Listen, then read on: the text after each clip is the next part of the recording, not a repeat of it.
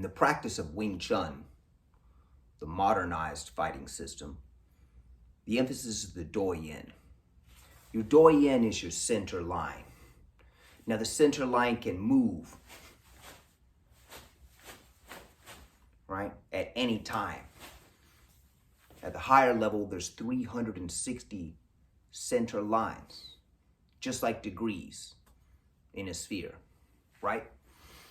360, which means that you can subtly move onto another line from another. It's a more advanced concept, but earlier on we focused on one center line mainly. All right, what happens when we practice with the dummy is we start to learn how to wedge earth element, heavy weight. We learn about our mass, tiger, bone. However, in this case, we're doing Wing Chun. It's still the same concept of earth element with tiger, but it's more humanized with Wing Chun. That's kind of what it does. So I'm gonna take a technique like double Heung Sao, Tan Da.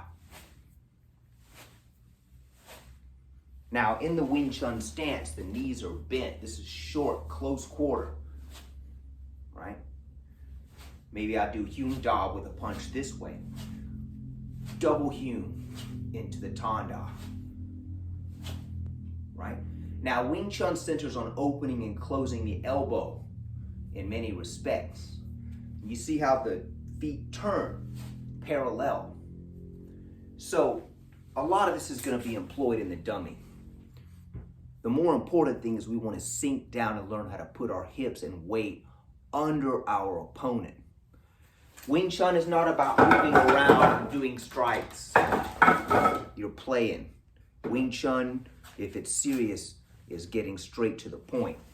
So you move with sensitivity, get where you need to be, and you're in. And then you're in, right? There is no airy-fairy play around the dummy. Don't get hit, dance around. That doesn't exist in Wing Chun. Straight to the point, right in. So we're not moving side to side. We're moving forward at angles. Doesn't matter which techniques we're using. Bong Sao, Tan Sao. Bong Sao, Bu Sao. Go Bong Da, Gan Da, Gan Sao, Quan Sao, Pow Pai. Doesn't really matter. It's all coming from the center. We're adjusting, turning, learning how to use our opponent as a fulcrum to swing off of. But this is only possible with the understanding of the center. So dummy energy shouldn't be, it should be heavy and light.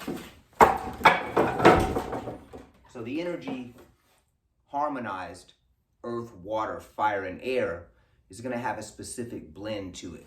Too much earth, now I said too much. If it's just earth and it's solid, that's fine. Too much earth is too much tension, too tight. But an expert of earth is different. He's very relaxed, heavy, like a mountain. So we cannot mistake rigidity for sunken force. Very important.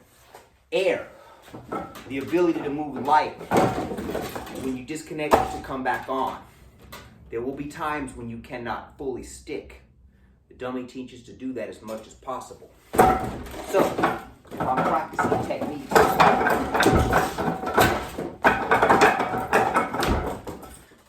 I want speed, looseness, and power. I don't want just the speed, or just the power, or just the looseness. So anyway, remember, Wing Chun comes from the core, the center.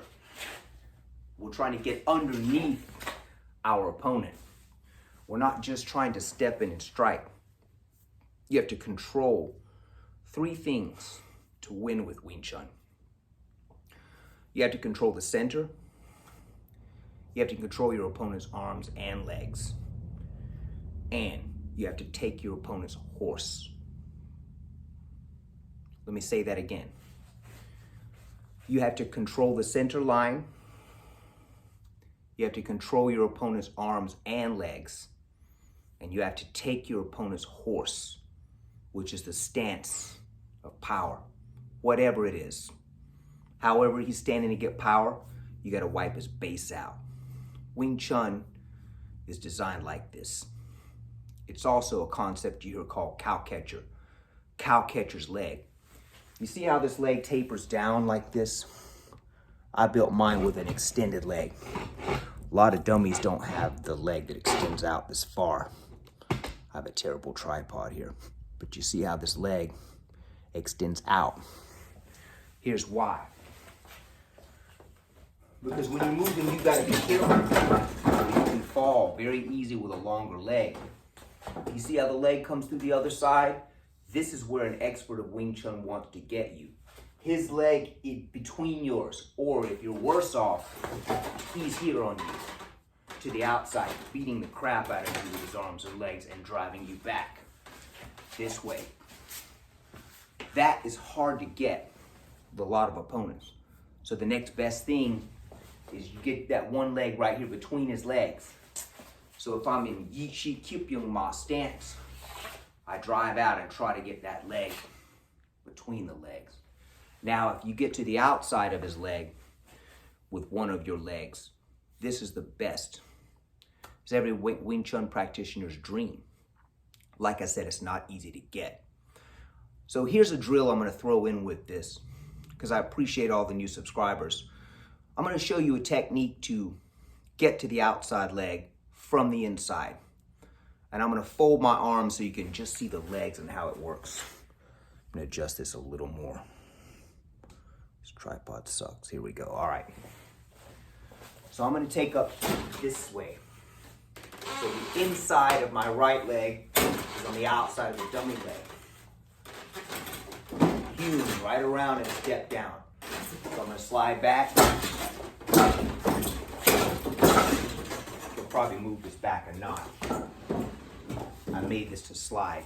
Here's the technique.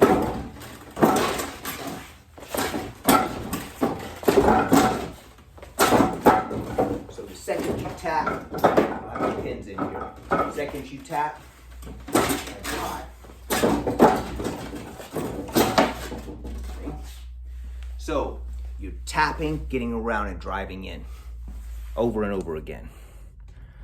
So here's the technique, not on the dummy.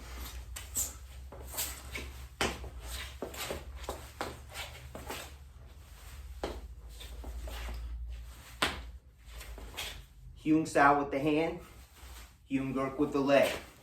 Okay, I'll circle. Straight across here, toes are in.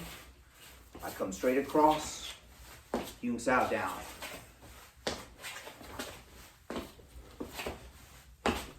All right. Basic leg work is crucial.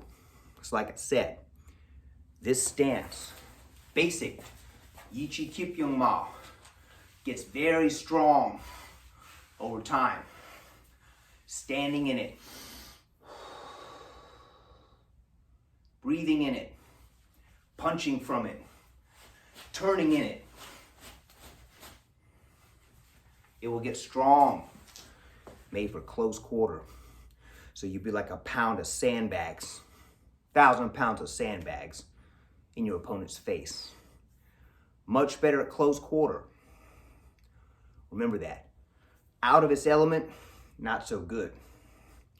Keep that in mind. We appreciate you watching. If you found this helpful, click the like button. Even better, subscribe. Even better, Patreon. All right, Sifu Les Clements out.